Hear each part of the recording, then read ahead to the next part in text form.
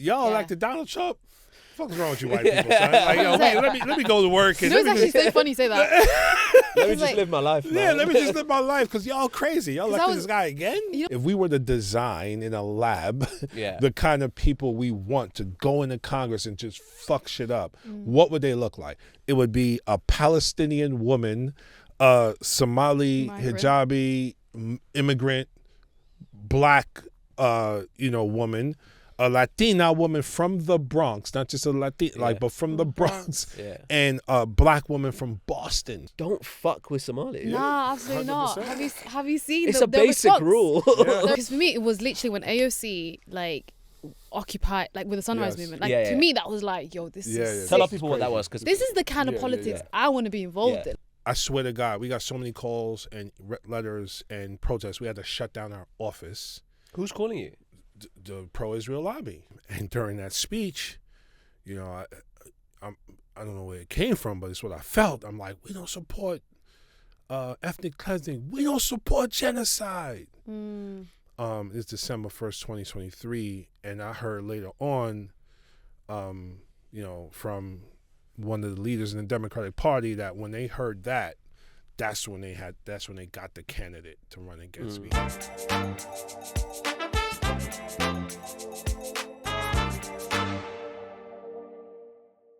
All right, everybody, welcome to the Politics of Podcast. I am so excited about this episode because I have a very, very special guest and a special co-host as well.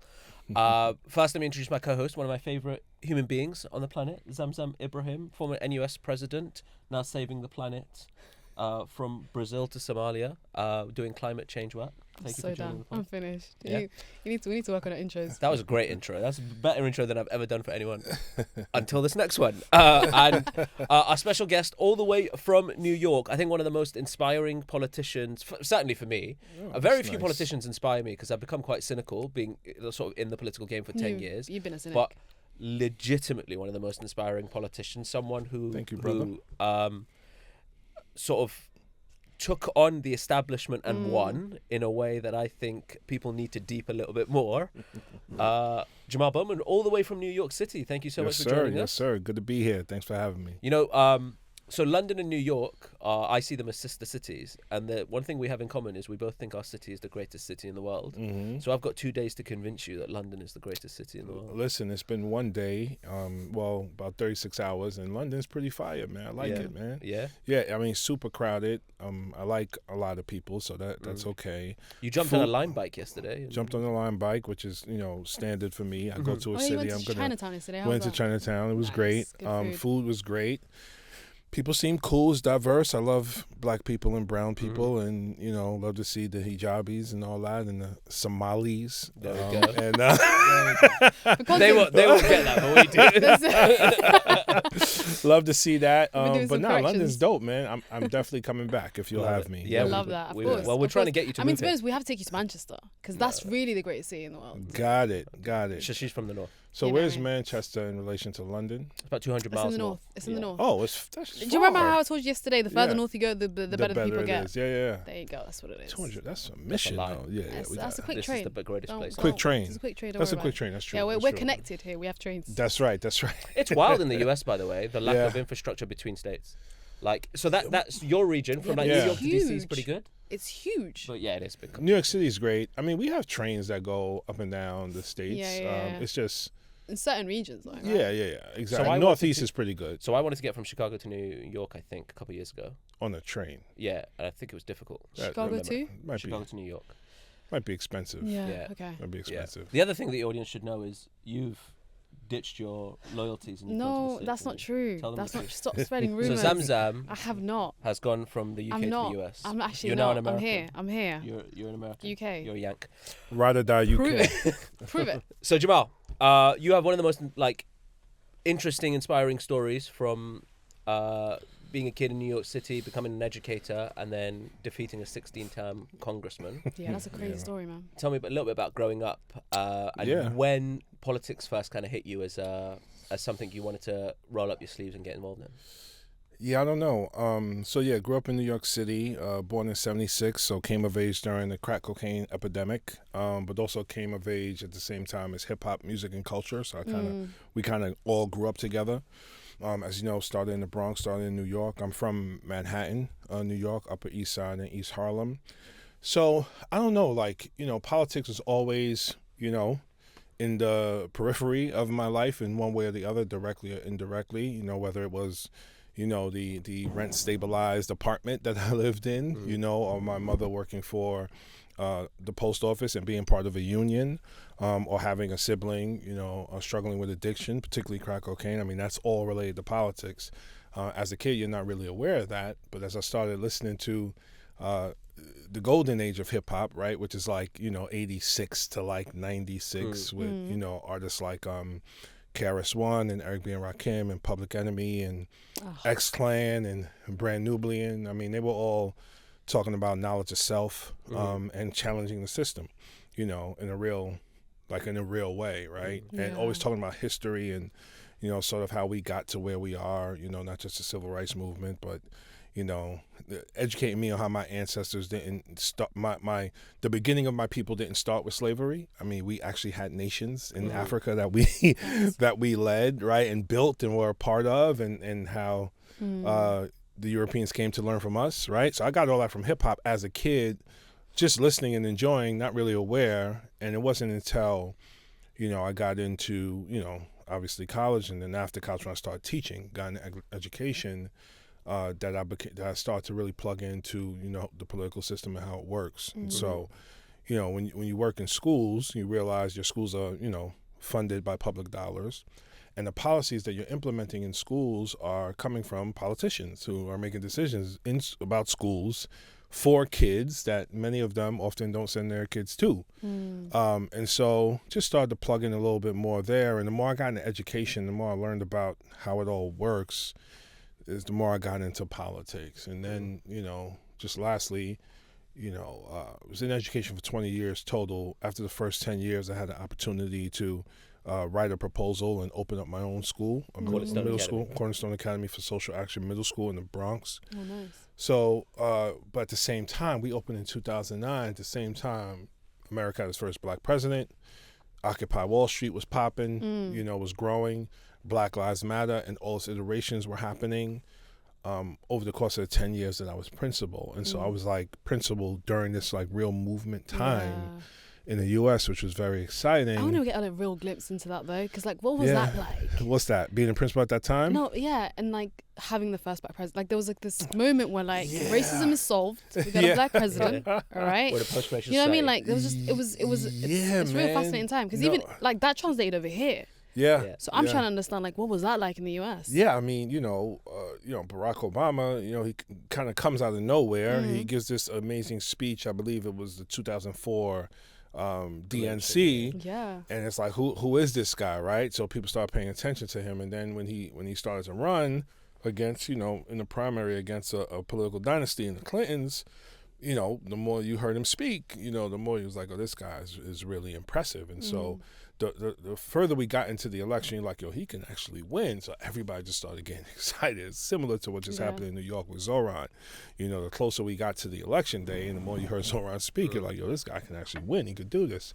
So it was super exciting in the U.S., right? But at the same time, he came in during the recession, so he had to rebuild the economy, if you will. And again, I'm loosely paying attention now. But it's he bailed out the banks. He made 5 banks too big to fail, and he didn't technically or perceptually bail out the people. And so that conversation began, and then Occupy Wall Street happens right after. Absolutely, yeah. And so I'm okay, this 1% versus 99%. Of course I'm feeling that because that was my whole life pretty much, and the whole life for my people. And then, Trayvon Martin gets killed, and, we got Black Lives Matter. And I'm principal during this time. So what I'm trying to do is I'm trying to bring the current events into the school to be part of the curriculum. Absolutely. So we're not just learning the curriculum that, the third party for-profit corporations are creating for the kids.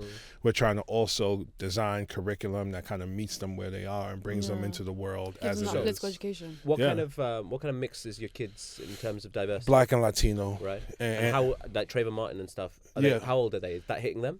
Of course. Yeah. I mean, they're middle school. So I don't know what middle school. Middle school is like 12 to 14. Okay, so definitely. 11 to 14. And you know, these are, when I say Black and Latino, so we're talking, you know, West Indian, African American, you know, Jamaican, a lot of Jamaicans in the community, and then you have you know, Mexican, Puerto Rican, Dominican, and then you have, you know, Muslim community as well in the school, Yemeni mostly in that part of the Bronx.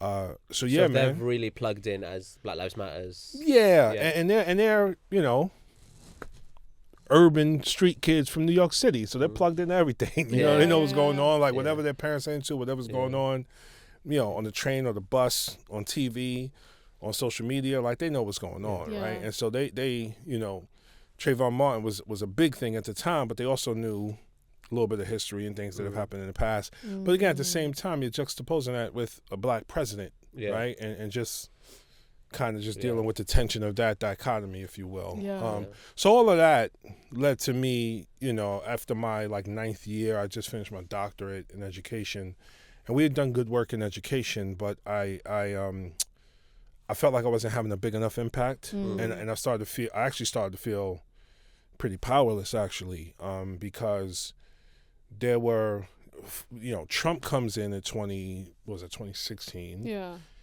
And, you know, Muslim ban and, you know, calling African countries shithole countries and, you know, attacking immigrants once again. There seemed to be this level of stress and trauma that was just on top of the community. I mean, the community's already, you know, these are poor kids from Title I schools, which are lower income schools. Yeah. But then the stress and trauma of Trump was on top of that. And all of a sudden, man, it just felt like, you know, every other week or once a month, there was like a tragic death of a kid related to something. Like it was just this rapid growth of like kids killing each other and killing themselves. Right across the street from my school, a young foster child who was bullied in school, wasn't getting the support in school. She goes to the top of a building after school and jumps off a building, kills herself. This is like a 16-year-old kid. Right up the street in New Rochelle, 2 girls get into an argument, get into a fight. One pulls out a knife, stabs the other, and kills her. Like, these are high school kids, right? In a high school not too far from my school, LGBTQ student was bullied every day, was tired of it, brings a knife to school, says one more person says anything, you know, I'm going off. He stabs one kid, kills him in a classroom in a school, which is like the most sacred place you can do that. And then he puts the other one in critical condition in the hospital. And then lastly, another part of the Bronx, a kid named Junior, and you could look this up. A kid named Junior is jumped outside a bodega in the case of mistaken identity, and they beat him to death. These kids beat him to death. This is all happened to high school kids. Yeah. Three incidents in the Bronx, one in New Rochelle, which is right up the block from the Bronx.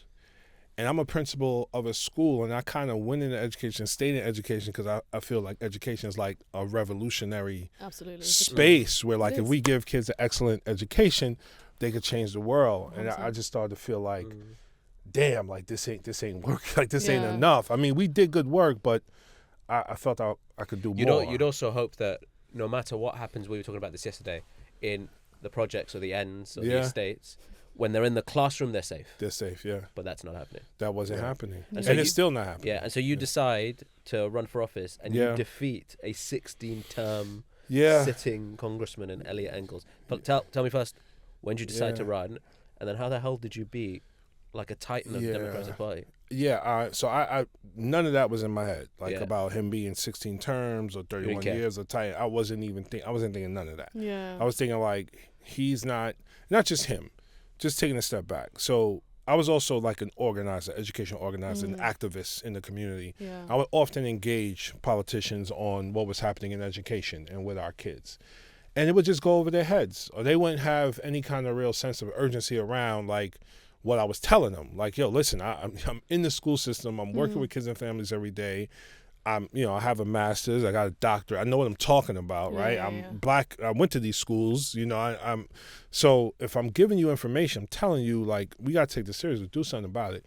They know what to do or they didn't care. So just my engagement with the political system directly was a bunch of politicians who were just empty suits, just politicians, not really doing anything. So Elliot Engel was part of that. Like he was not present in the district at all. And in the previous primary, he, out of 450,000 registered Democrats, only 25,000 voted in the primary, and he got 20,000 of the votes.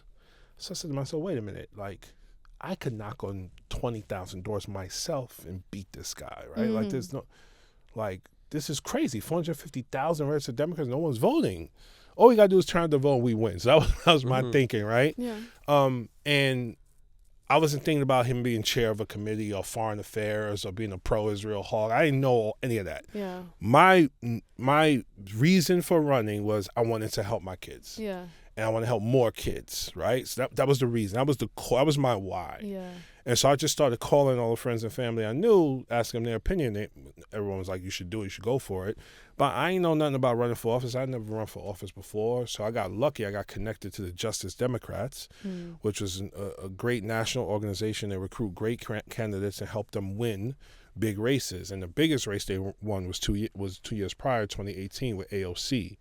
And they also endorsed all the squad members, so AOC, Ilhan, Rashida, and Ayanna. And so they endorsed me out the gate, which gave me the infrastructure I needed and the momentum to start a good race. But that was just a start. To win, it's a grind, yo. You know this, y'all know this, and you do that work. It's a grind. Like, so you're calling strangers, complete strangers, for money every single day. Yeah. You're going to meet and greets in all parts of the district every single day. You're knocking doors every day. Like, you're just grinding, and it's literally a race, right? So it's like you got to do more, faster, and better than your opponent.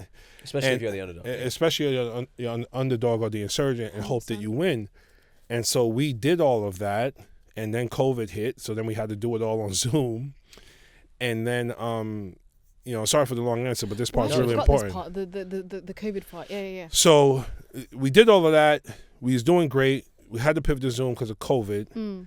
And then when COVID happened, we put more pressure on Engel to show up to the district because he wasn't even showing. He wasn't taking us seriously.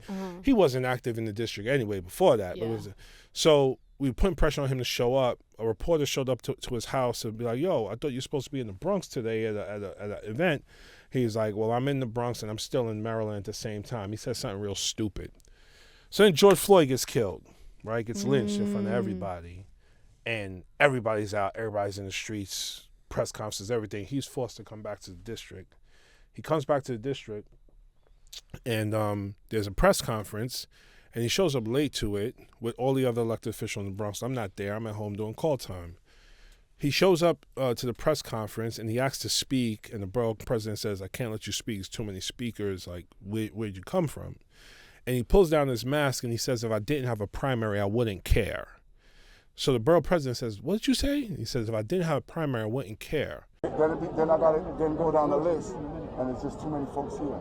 If I didn't have a primary, I wouldn't care. Say that again? If I didn't have a primary, I wouldn't care.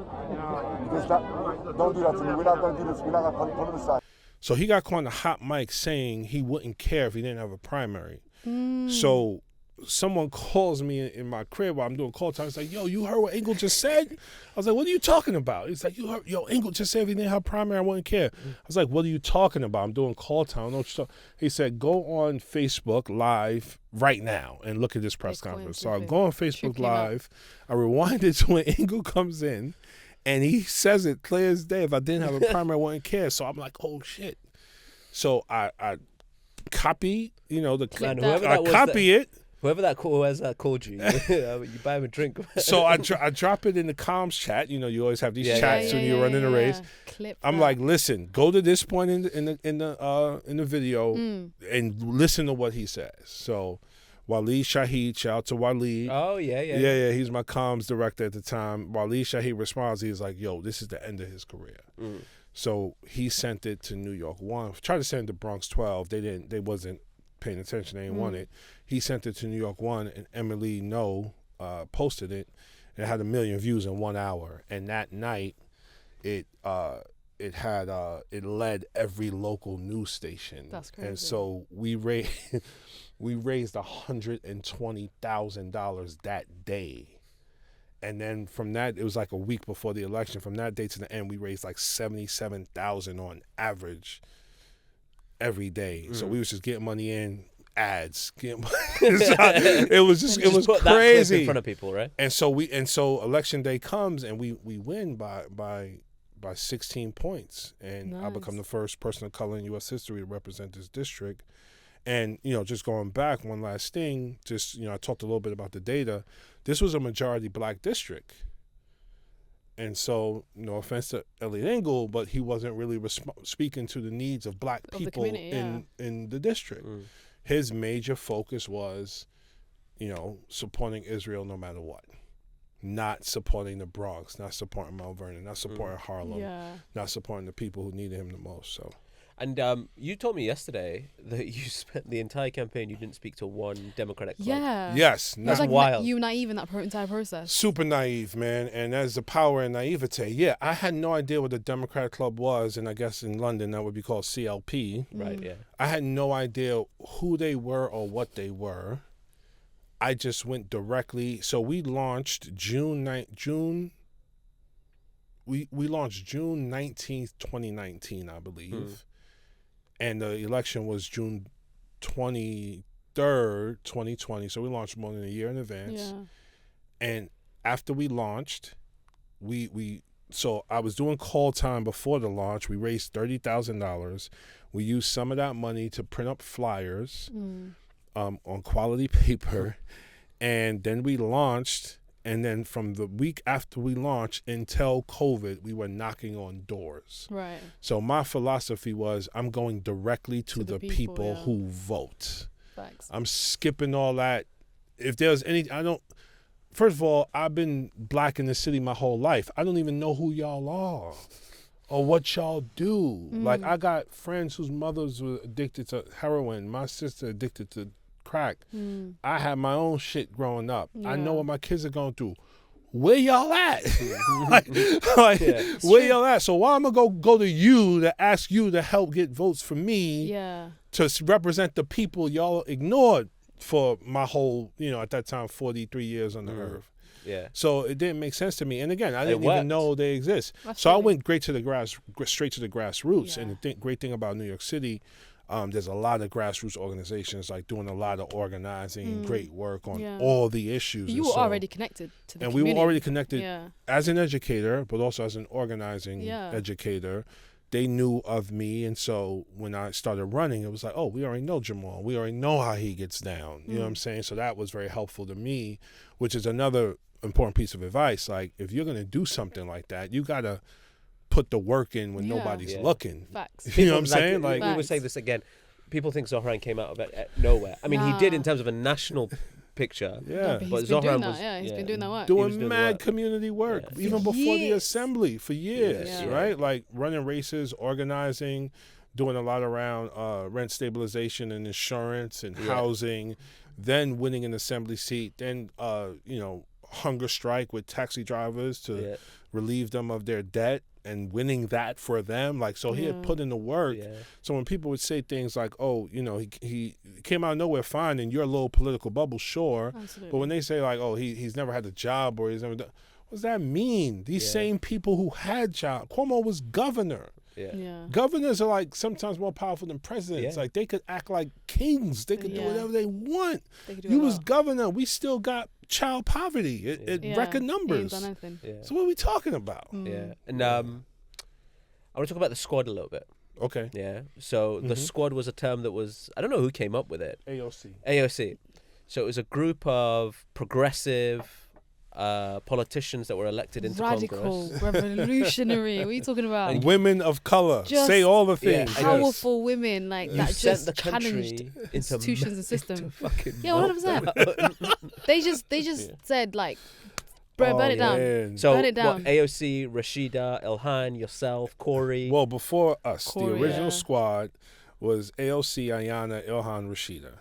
And, they were, I wasn't there yet, but it was a picture that Alex took a selfie with them, and I think she just tweeted squad. Yeah. And that's when it became the squad. So, yes, they were all elected I was following, 2018. and then when you got I got more when you got elected. I thought you were my guy. Yeah, you needed a guy. The guys need a guy. You were my guy. So dumb. In my head, y'all were sat in a room somewhere in Congress, and every Monday morning you're like, which establishment what are we doing? Life can I fuck up today?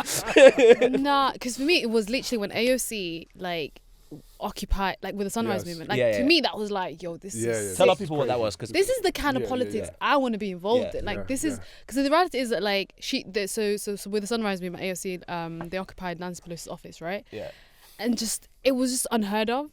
It was the kind of things that were they were just sat on the floor. It was honestly one of the most powerful things for me, and I was like, yeah, this is the kind of organizing we need. This is the radical movements that we need in this space. For me that was like I need to be a part of this. Yeah, tell me that those meetings were happening. You guys just sat down going, "Who's no?" So sometimes, but it was all mostly organic, right? Yeah. And so, first of all, when you meet them, so remember, I'm on the outside looking in, and then Corey Bush, shout out to Corey Bush, Corey Bush and I, we won in 2020, endorsed by the Justice Democrats to join the original squad. So it went from 4 to 6. The squad, yeah. Right, and so So when you meet them initially, they're all super reserved, which is hilarious. Yeah. They're super reserved, super laid back, brilliant, of course, and radical in all the best ways, right? Obviously, but when it comes to the issues, we're not to me, for us, it's not even about courage or being radical. It's just fuck this system that has been fucked up forever, and this shit needs to change, and we're gonna use our platform and our voices and our votes to make sure we challenge and change this system. Absolutely. Again, all unspoken. No one stood up in front of us. No squad member stood up and was like, I got to give a speech to y'all, tell y'all what it is. We all knew what it was. So when AOC goes in and occupies Nancy Pelosi, the speaker's office with Sunrise, that's what it is, right? When Corey Bush occupies the Capitol steps to prevent people from losing their homes from the rent moratorium, the eviction moratorium from stopping.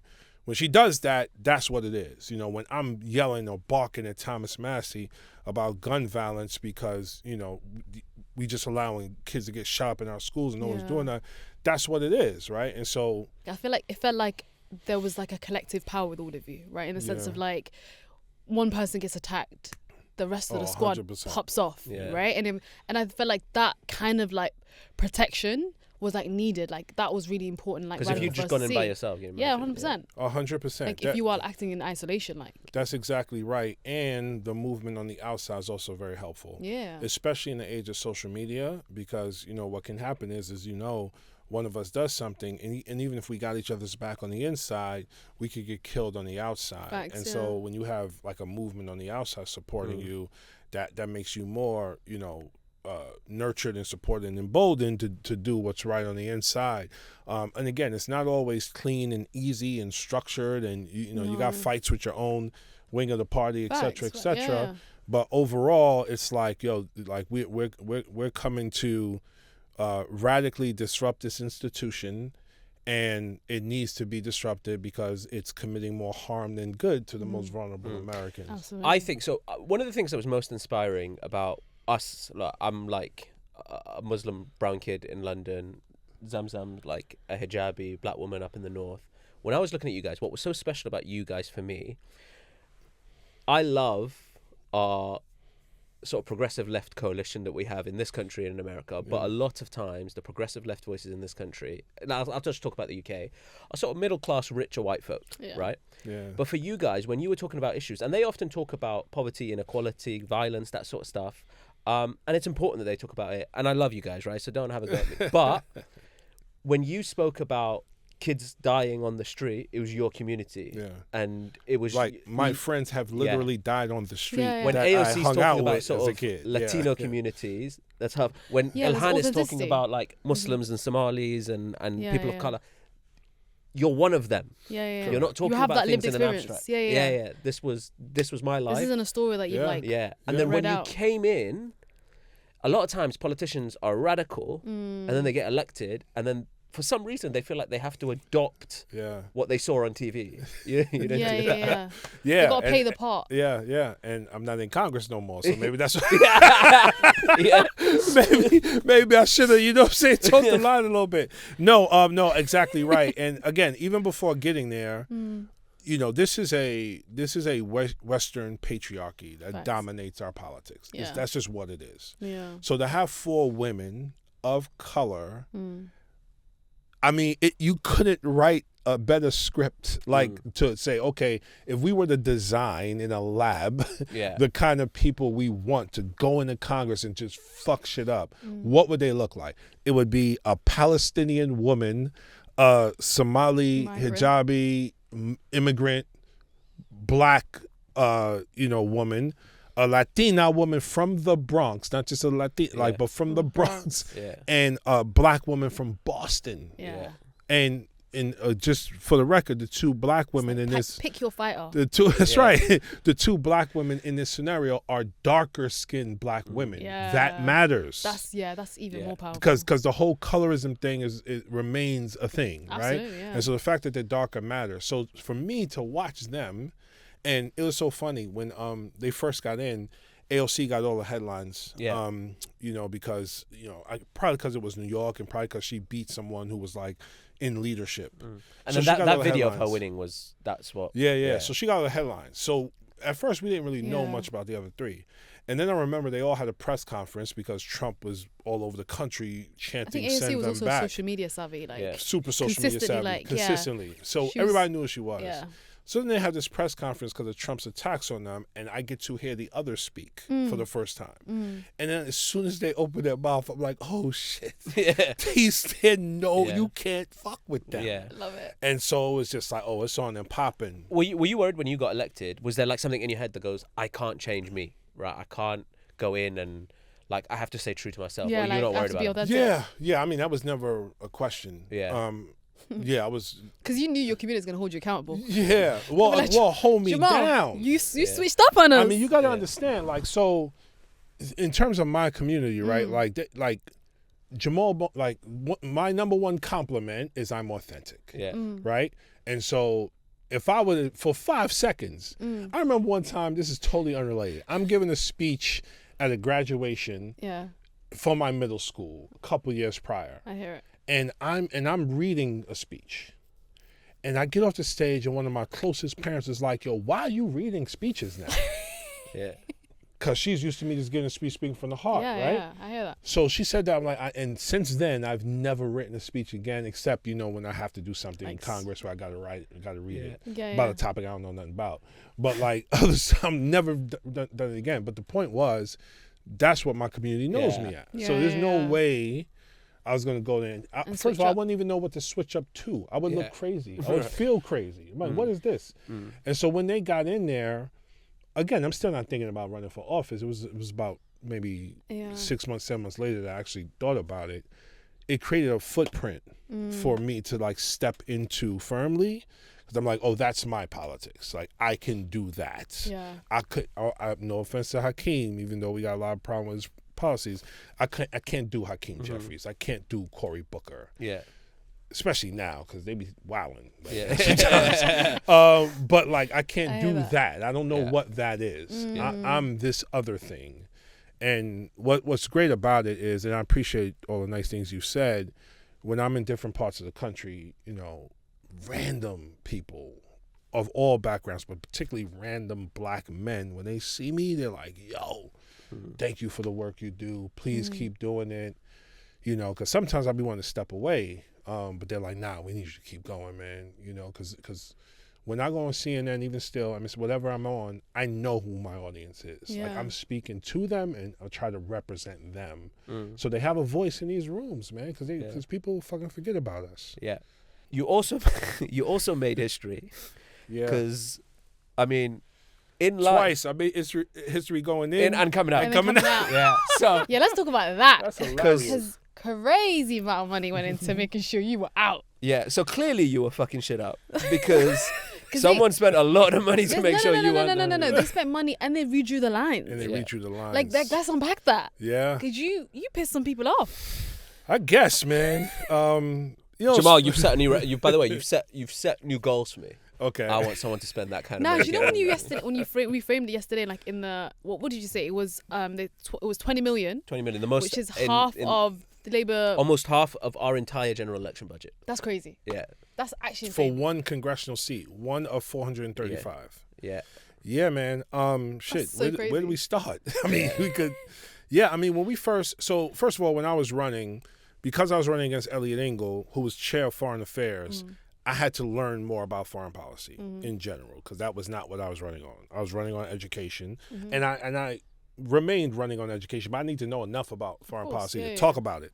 But there was another candidate in the race who was also progressive and who was a like scholar on foreign policy. His name is Andam Ghebreigorous. Shout out to Andam.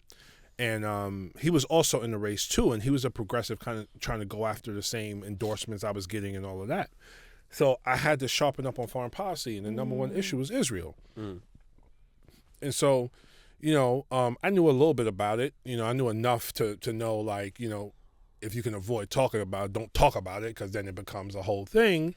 And so I started diving into it, and, my position from the very beginning is always a position of human rights. Like, I may not know all the details, but like, but an occupation of people that's not right. Like that's not what we want. Yeah, like I don't need to know 75-year history and Oslo Accords and the beginning of Zionism. I don't need to know all that. All I know is this is a military occupation, and you got human rights groups calling it apartheid. There's something wrong here, right? Yeah. But the talking point for the race was two-state solution. So as long as I stayed in two-state solution, I was in a pocket that, you wasn't going to mess with me that much. So that was the race. Right. And then when we got in, it was being reported that, and this during COVID, it was being reported that, Israel wasn't like sending vaccines to Palestine, to the Palestinians in the West Bank. So I'm like, yo, this is crazy. So, I wrote a letter or something, or sent out a tweet that Israel needs to send vaccines, and immediately got attacked, immediately got contacted by the Israeli consulate to come in and have a meeting, and so we did that, and but still you got to send vaccines. We got all the means you want to send vaccines, and they sent the vaccines. So I'm like, cool, all right, that's good start. And then one of the bills we co-sponsored initially when we got in was Betty McCollum's bill to ask for an accounting of how Israel was spending U.S. dollars, because we wanted to make sure they weren't spending our dollars on detaining families and children in the West Bank, which they were, but we wanted an accounting of it. Yeah. Just from co-sponsoring this bill, without the bill was not going to see the light of day for a vote. It was not going to be deliberated in committee. Yeah. It was just a co-sponsor. Yeah. I swear to God, we got so many calls and letters and protests. We had to shut down our office. Who's calling you? The pro-Israel lobby. Right. So the AIPAC lobby, the ADL. They're blowing up your phone. Blowing up the phones. Threats. They're like. Well, threats and blood libel, which I ain't never even heard the term before. Threats, blood libel, you anti-Semitic, all those things, just bombarding us to the point where we couldn't even do our jobs for the district. Just for the simple fact of the account. Just for co-sponsoring a where bill is US money that was going? like, where's the money going? And the bill's never going to see the light of day. And the bill's never going to see the light of day. Right? Yeah, that's actually crazy. So we had beef from the very beginning, right? But in November, that same year, I went to Palestine. I went there. And I went with J Street, which was also controversial because many people see J Street as a Zionist group, which they are. But at the time, the way I understood them and the way they presented themselves was they were like the antithesis of AIPAC. So AIPAC is the boogeyman. J Street is like not as mean, right? And so we went with J Street to Palestine. And when we went there, and this is why like I always defend J Street a little bit, because the first meeting we had was with a scholar on the issue of many years, and he gave an amazing, like 90-minute talk where he talked most of the time. And then at the very end, he said, the thing that I still can't reconcile is my Zionism with the Nakba. So I really appreciated him saying that, because to me, that's the crux of the matter for many on that side. Yeah. That's what they can't reconcile. But he even said Nakba out loud. In my district during the race, you couldn't say Nakba. Hell no. You couldn't say, barely say occupation. Definitely can't say apartheid. And as we know, post-October 7th, you can't say genocide. And so anyway, long story short, I went out there. I got to meet people like that and scholars about the issue. I got to go to the West Bank, where it's supposed to be 67 borders, two-state solution, and it's really 750,000 settlers that have taken over what's supposed to be Palestinian land. I got to speak to members of Breaking the Silence, who used to be IDF soldiers, who are now telling the stories about the horrible things they did. So I got to experience all that. So when I came back, I'm like, yo, we're lying about two-state solution. It's just a talking point. No one's doing anything over there to do anything about it. I met with all the leaders in Israeli in the Knesset. They didn't really have a plan or even really a care to do much about the settlers or two-state solution. And so we're lying to ourselves is pretty much what I said when I came back. And so early 2023, when the violence was the worst it's been ever for Palestinians, and where like every year it seemed like during Ramadan they were bum rushing Al-Aqsa Mosque and just snatching up Muslims during prayer, which is like, do y'all realize how blocking them from getting into the masjid? So it's like, how are we, the American government, supporting this and not even acknowledging how horrendous and egregious this is to Muslims? How are we not doing this? So early 2023, Bernie and I wrote a letter to Biden, like, you got to do something. It is horrible over there. Violence is horrible towards Palestinians. We got to do something. We're not doing enough. And of course, we didn't get a response from the Biden administration.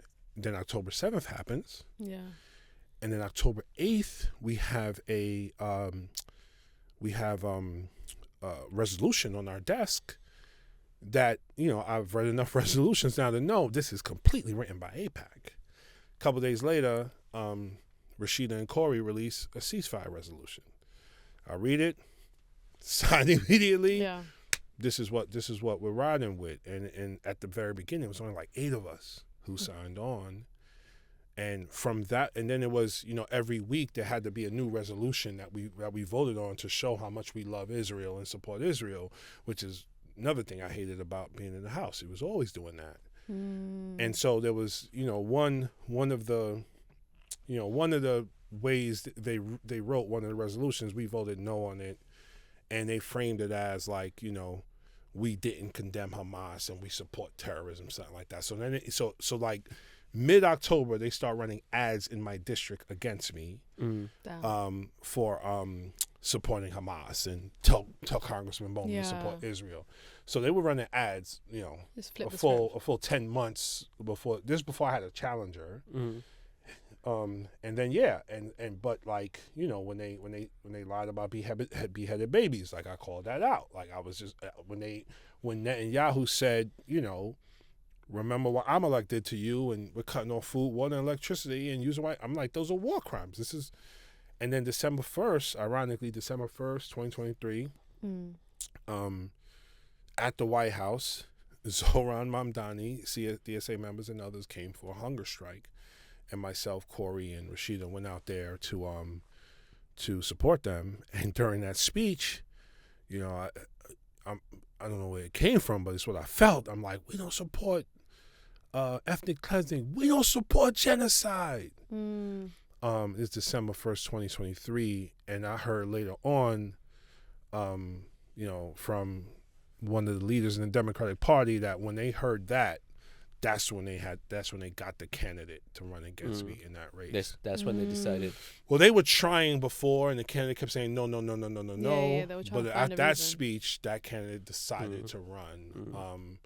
And again, in my district, now this is, they're at the same time they're finalizing the redrawing of the lines where they're taking 200,000 black people out of the district, which means it's no longer a majority black district. And so that was happening as well, and that speaks to not just October 7th, not just support for Israel, but support of an establishment infrastructure that's all about maintaining its power. Yeah. And when something comes against that power, where we got the people in place to make sure we could do what needs to be done. And the redistricting committee that was supposed to draw the lines equitably and fix them, the chair of that committee was the deputy county executive to the county executive who actually ran against me.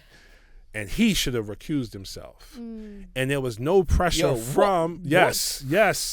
There was no pressure from any black civil rights organizations to step up and support me in this thing that was happening. It was crazy. That's wild. So it was the money, over $20 million, but it was also the redrawing of the lines. It was also the strategic placement. If they hadn't redrawn that line, no matter what money they spend. Correct. I don't think, It's you would have had the numbers for black community. The black community. You had to get Michael Jordan, son, or Barack Obama. Black people in that district. I mean, we want. By the way, that's a different level of like established, because they're like, yeah, we'll spend money, but you know, we can't get these guys to vote for us, so we need to just let's have them not else. vote here. Let's just I mean, we won the Bronx that we kept. We won 85% of the vote there. Yeah. The other majority black part of the district, we won 65% of the vote there. And the other part that is majority minority black and Latino, we won 54% of the vote there. So like we killed with black and Latinos, right? But those 200,000 black people were missed. So that's crazy. Well, let's. It's a very long answer. I'm sorry. No, it's brilliant. No, it's brilliant, man. Let's look at where we are now in terms of where politics is, not just in America but in the Western world. We've got Donald Trump as president again, somehow. Fascinating. We got Nigel Farage kind of running up behind him here in the UK. We've got all sorts of like fascists across Europe who are getting ready. So it feels like there was a moment where, well, there's all sorts of critique for it, but there was a moment where, like Obama, when we started at the beginning of this interview, we talked about Obama comes up, are we in a post-racial society? A mere like 12 years later, Farage and Trump and what's the Orban and all these nutters around the country. What's going on? It's actually wild. Yeah, it's really, really wild. So just tell me, as a sort of black New Yorker, what's it like? Unpack that for us, please. Right? You know, as a black New Yorker, how do we get like here? as having Trump as your president? Oh man, I mean, damn, I was talking about this with Ibrahim yesterday. The politics in many ways in government is in service of the wealthy elite and the oligarchy. Facts. Not the people. And so when you recognize that, you realize in many ways that politicians are puppets to maintain that system. And so for us, okay, what am I going to do to keep a roof over my head, food on the table, clothes on my back, make sure my kids is good? Like, what do I got to do to make sure my family and my kids are good? Survive, right? That so for black people in New York, black people in America, marginalized people in general, like that's our reality. Like we just trying across the spectrum. We're trying to get from one day to the next, right? So like, you know, I don't want to say it this way, but I'm gonna say it this way because I know people understand. That's like white people shit. Like y'all got, you know, what I'm saying, y'all like, 100%. you know, y'all like the Donald Trump. What the fuck is wrong with you white people, son? Like, yo, let me go to work. And it's actually so funny you say that. Let me just live my life, man. Yeah, let me just live my life because y'all crazy. Y'all like this guy again? You know what's so funny you say that? Because I was talking to my cousin, right? And she was telling me how she's in Minnesota. My little cousin, she's literally 19 years old. And she's like, she was working. She works at a store. And some guy came up to her. She's like, don't worry about what Donald Trump said. You know, you belong here. We want you here. She just looked at him. She said, you think I give a shit about that, man? Like, literally, that was her thought process. And it's actually so true because, like, we got bigger issues. We got bigger issues. And, like, we're trying to keep our head above the, like, there's just so much, like, it's interesting how, I guess, people see and perceive, like, these different battles and issues that are happening. So I think, I said it earlier about how you and the squad were different. And I'm talking about specifically about sort of middle class, rich, white liberals and white Republicans and conservatives. They get involved in politics, it feels like to me, as an exercise, or they watch too much West Wing, or they enjoy the game of politics. for most of us, we get involved in politics because you didn't let me live my life, right? There's a level of savior complex. Yeah. There's a level of like, I'm seeing this struggle, so I'm gonna go and fix it. Whereas for us, we have to do it. Yeah. Because who? If I don't speak out, who's gonna speak out? Do you know what I mean? Like a lot of the reason. So for you, it might have been your sister's experience, the schools that you were in. For me, they made my mum homeless. Things. So No, we got to we literally want to change things, right? And so I told you, kids were dying all over the place, around my school and in the Bronx. And in my school, I saw a dramatic increase in self-harm and suicidal ideation amongst kids. And part of my work in education has been understanding the impact of trauma on the mental health of kids and what we need to do and the policies we need to implement and the funding needs to come from mental health, et cetera, et cetera. Yeah. So this is my life's work. So I'm running to implement my life's work and my scholarship in a policy way, in a finance way, to change the lives of people, like for real. Yeah.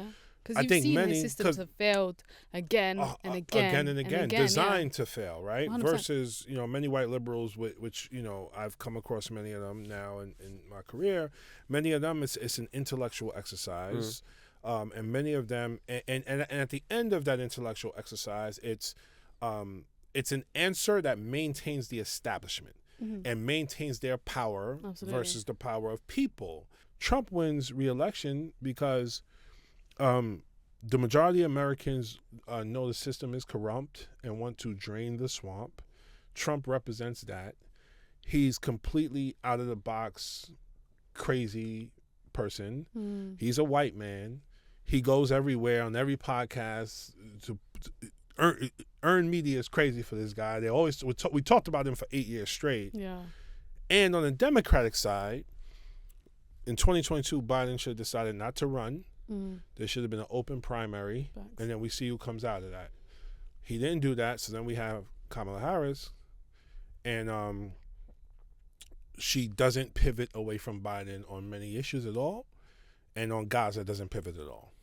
And so many of the people who voted in 2020 didn't come out in 2024, and we lose. And then the last thing I'll say is, we also had Democrats in the Senate when I was there, Joe Manchin and Kyrsten Sinema, who stopped pieces of legislation that, if passed, like Build Back Better, it would have had like real tangible outcomes for working class people in a way where it would have been more money in their pockets. Yeah. And then Democrats would have had that to run on instead of saying, oh, look at Biden's policies. They help the stock market. Well, 80% of stock market controlled by 20% of people who are the powerful elite. It's not helping working class people in their pockets. Yeah. So that's do you want to give a quick? I just want to quickly, because we've got this problem here with sort of our version of Trump. Nigel Farage is on the rise, but the Labour Party, which would be the equivalent of the Democrats, is just parroting the sort of reform. I feel like we're giving that man too much time. Like, set him straight, bro. Yeah, I mean, so yesterday at the and shout out to you all for yesterday's conference. It was amazing. Thank you for having me speak at the conference. But like I was saying yesterday, so we have an issue with voter engagement and voter turnout. The majority of people are not voting in our elections. In my opinion, and I actually proved this in my race, the reason why they're not engaged or voting is because no one talks to them, no one engages them. And so in New York and in the US, that's the hood and that's the projects. In London, that's the estates and that's the ends. And so my theory of change is we have to talk to the people that we most ignore, talk to the people that the system most harms and the people who are most vulnerable, and ask them what they think and how they feel and what we need to do that would better their lives, and engage them and bring them in and make them part of these $100 million campaigns that we're running in the U.S. and the campaigns here in London as well. Bring them in. Yeah. If you do that, you expand the electorate and you win historic elections. My race went from, we went from an average of 15 to 17% turnout, and my race was 35% turnout. Did we double or quadruple? That's more than double. Yeah, like we like tripled the amount of black and brown people who voted in our race from 2018 to 2020. Zoran's race in New York City just now, he grew the electorate. So zero prime voters increased by 25%. Everyone I spoke to in New York said, I haven't voted before, but I'm voting for this fella. Correct, right? And so, but what it sounds like the Labor Party does, or the Democrats in the U.S. do, they pander to a moderate, independent white man as the baseline. And, so if Trump is winning, being a bit more racist, then we got to be a bit less tolerant towards the people that we're not going to be racist, but we're going to be a little less tolerant. Even Ezra Klein said this. Ezra Klein said, going back to him, we might want to consider running, pro-life Democrats. Now, again, on that issue, there's varying opinions on that issue, but the fact he said that, the point is, what he's saying is Democrats got to move to the right. And no, we don't have to move to the right. We got to move to the people. The enemy is the oligarchs, elite at the top, controlling all this shit. Yep. And Absolutely. it's us that need to move closer to them and further away from the oligarchs. Yeah. So, That's exactly what we've seen. by the way, are you going to go back? Because Trump's got a lot to say about y'all, the Somalis. Yeah, honestly, The that's Somali community. So, The Somali Somalians or community. Somali? No, Somali. It's Somali. Yeah, I mean, so those of you that don't know, Trump recently said some wild statements about Somalis in the US, specifically the Minnesotans. Called them garbage. Said that they've contributed nothing to society. Referred them as illegal, and has really clamped down on ICE raids. There's been some crazy Wasn't videos. he piggybacking on something someone else said that was crazy as well, like a local elected or something? Honestly, I think there's somebody running for governor there who's conservative that says something wild. And I think Trump piggybacked on it. I'm sorry, continue. No. Just for me, I don't know where it came from, but I know the aftermath of it. Because of the way social media has I love Somalis. I think we're the funniest people on earth. But it's just Somalis I don't know. Somalis are wild. I've grown up with Somalis. Yeah. I got a couple pieces of advice for people who are they all mad tall? All mad tall. Yeah, tall. Crazy funny. All have crazy nicknames for each other. That's true. That's a lot. All right. I don't know if I'm going to cut this. My producer would decide to cut this.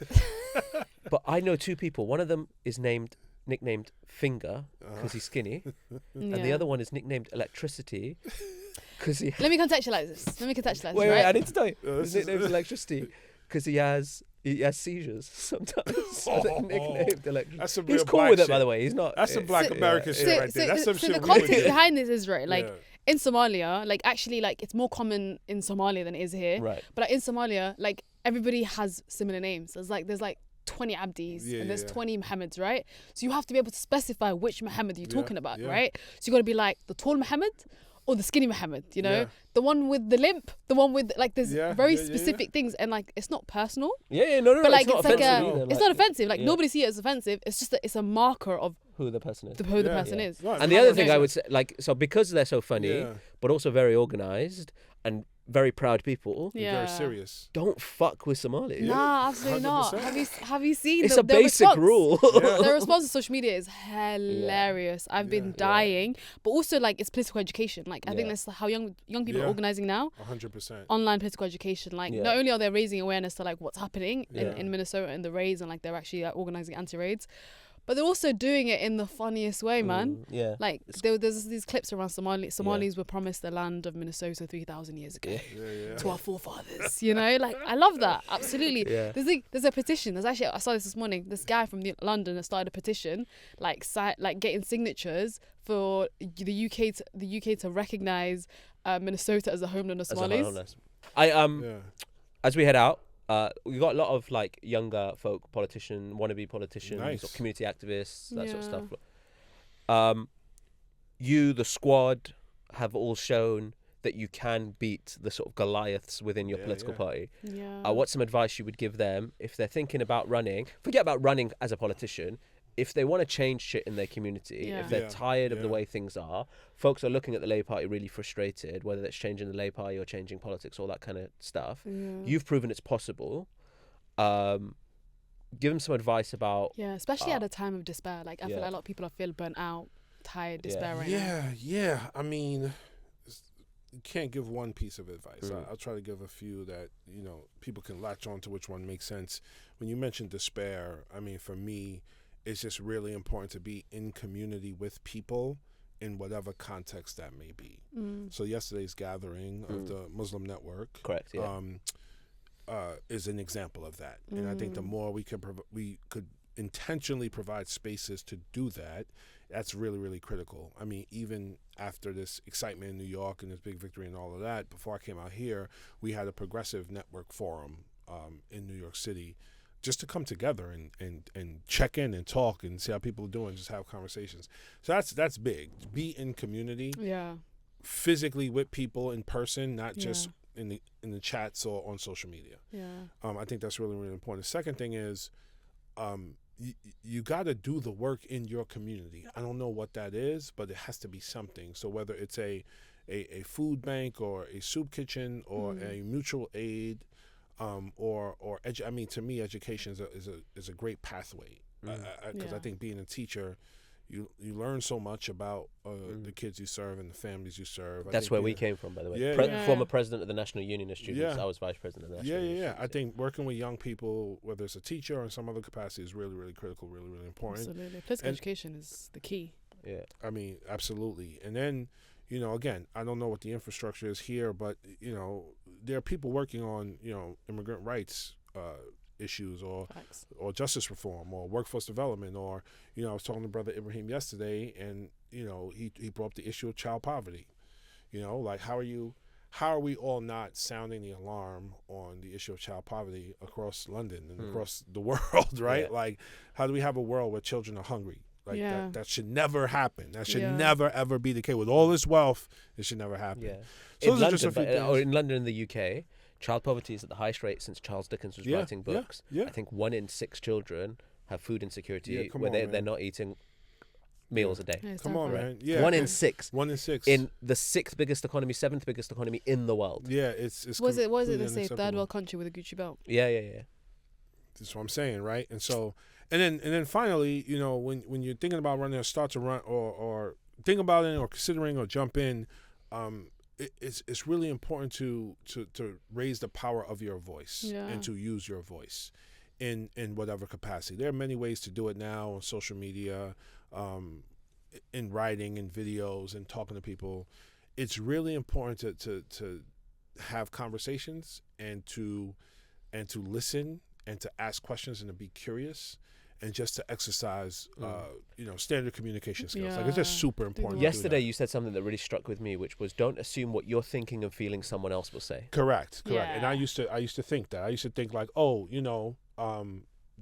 the politicians or the leaders or whoever, they got it together. Like they obviously are thinking the same thing I'm thinking and feeling the same way I'm feeling. So they're gonna do it at some point. So I don't need to say anything. Yeah. That's not true.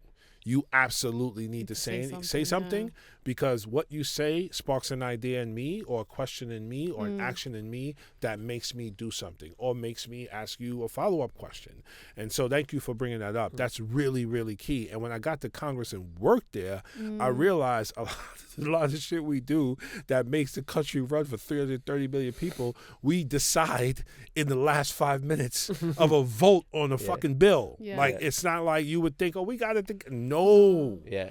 We're figuring that out in real time. It's crazy to think about that. It's like you kind of on a seat under the covers, like you see really what's happening. We don't got it together. Nah, like we're every day in and day out with a particular bill or a particular vote or a particular debate.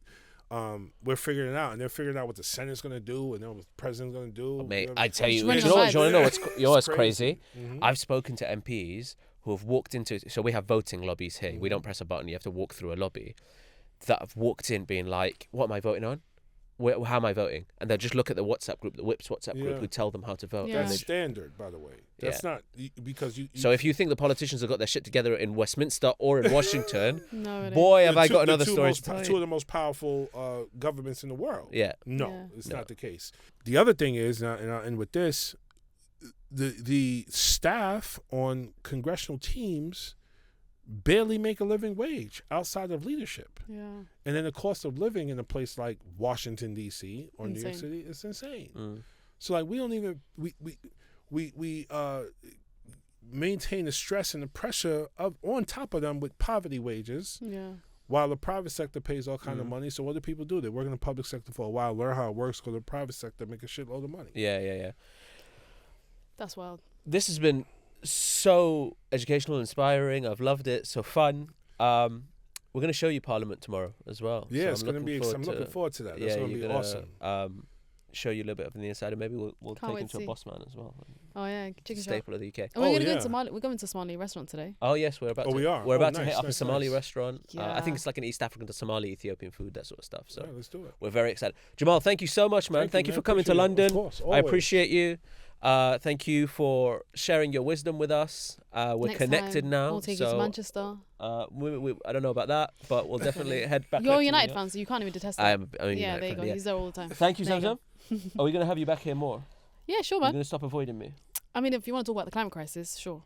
Thank you very much for listening to another episode of the Politics of Podcast. Like, subscribe, leave a comment for Jamaal, and I'll shoot it across his way. I'm sure he'll see it as well. They know how to follow you. You're so... Yeah, Instagram is the best. Instagram. I'm not on It's probably X. the most famous person you've had on here. Yeah. Subscribe to the channel, and we'll see you for the next episode of the Politics of Podcast. Salams.